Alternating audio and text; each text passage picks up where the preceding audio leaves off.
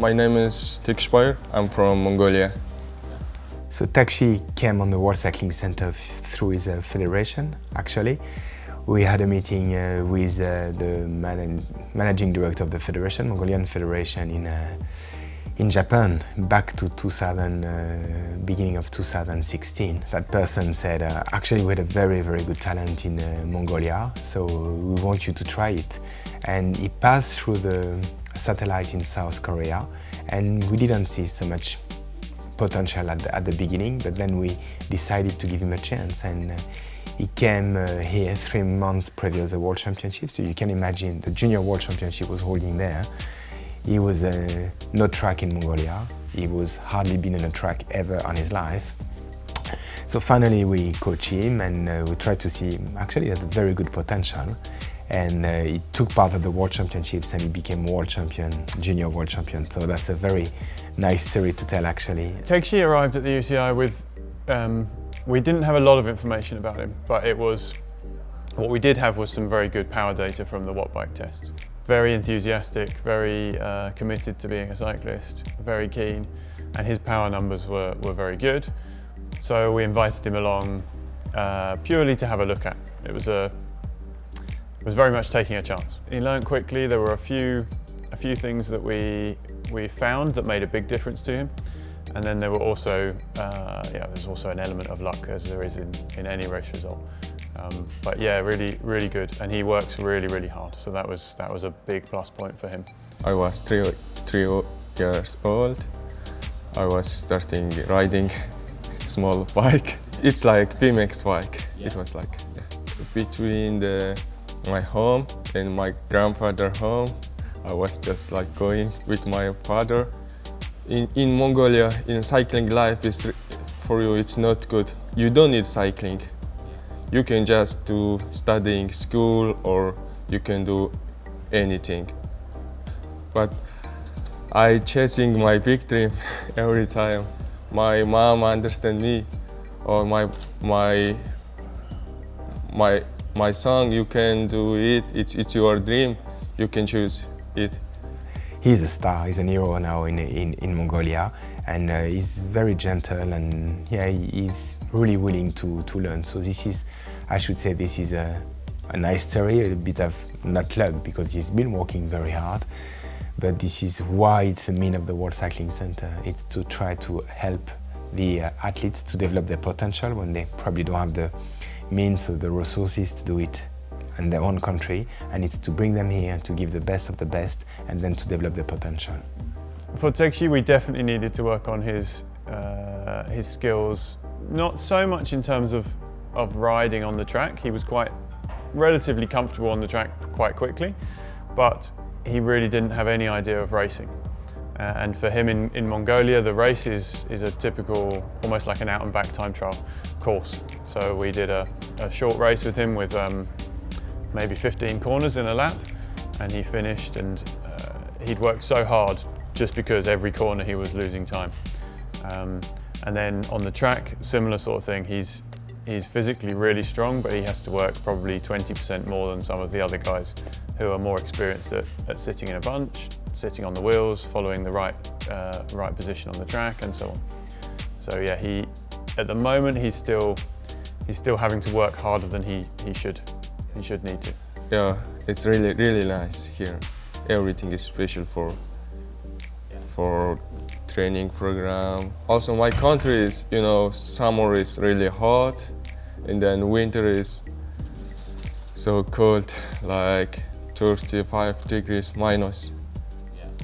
How we can do training in my country? It's very hard. Actually, we realized a few years ago that it would be impossible to develop athletes in one unique place for the world. So we decided to dispatch a little bit the means of development, and so we start to create a satellite center. The oldest one is in Africa, so this is an ideal situation. We want the athletes to come at the World Cycling Center to pass through a satellite. Sometimes not happen, but most of the time we can have a good feeling with it. So yeah, they're doing exactly the the same mission. So they develop athletes and coaches, and some of them will start to develop mechanics as well. The problem with race results is we don't always have all of the information about them. So coming from the UK, I know that if I see a junior rider who's had some good results at a national level, I know what sort of level to expect. But national level can be different everywhere across the world. And it's not possible for us to understand fully that the level in Mongolia or the level in South Korea and how they vary. So the watt bike is really useful from that point of view because it gives us that standardised result. We can have the watt bikes in our satellite centres around the world and we can test, and we know that the test will be almost exactly the same. There may be some very small variations, but it gives us reliable data to start from. So we have a whole list of people that have been tested all around the world, and we can look at them and say, okay, so for a junior coming from Asia, that's a really good result. They're worth having at the centre to have a look at. Or for a first year senior female coming from Europe, this is what we're looking for. So we have those standards now, and yeah, it means that we can test a lot of people and get access to more people than we potentially would have done. 2015, I was studying in Korean cyclist. It's like WCC and then Korean cyclist. And then I was there studying 2 months. And then I did watt bike tested. Then I think my result it was good. And then they tell to some talk about me. And then 2016 in January, sent to me email.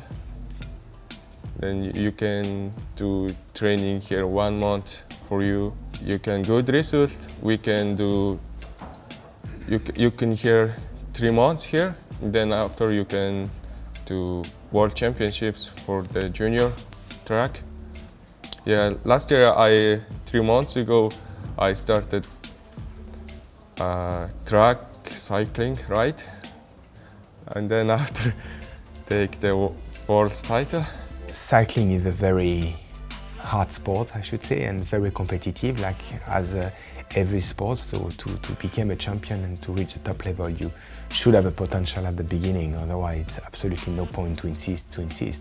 So most of the athletes, each athlete has his own history, has his own project. So we try to fit on it. Some will go to the Olympics and some will stay on a continental level. Of course, we can't have only Olympic champion or world champion. So sometimes we develop as well very interesting some regional games. Like for example, they have a game that I'm sure you never heard about it. It's Bolivarian games. So it's a game from Simon Bolivar, regrouping Colombia, Peru, Bolivia, and Chile, I guess. And so it's very famous for them. So I do remember one time when the Bolivian who won the gold medal out there, and he was a star in his country. So we try as well to be, of course, competitive on the top level because this is what we need to do.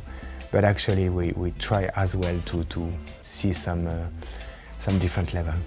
So this year has been, I think it's fair to say, pretty tough for Tegshi. So he's come from winning the Junior Worlds last year to being a first year senior, and where in the junior racing he could sometimes get away with his tactical problems or issues, difficulties. He can't do that in the seniors because the seniors are probably stronger than him on average, or if not the same. So we've worked really hard on his tactical riding this year. We've put him into a lot of races which have been really tough for him, really good level races, but he's coped really well. So we're not expecting results from him this year because of his naivety around races, basically. But next year, hopefully, he'll be looking to qualify for the World Cup season, and then from there onwards towards Tokyo. Here is everything is for me motivation for the cycling. Here is everything for cycling. My target is Olympic Games for the track, and then I wanna for professional rider. Yeah. Yeah, it's my dream. It's my target.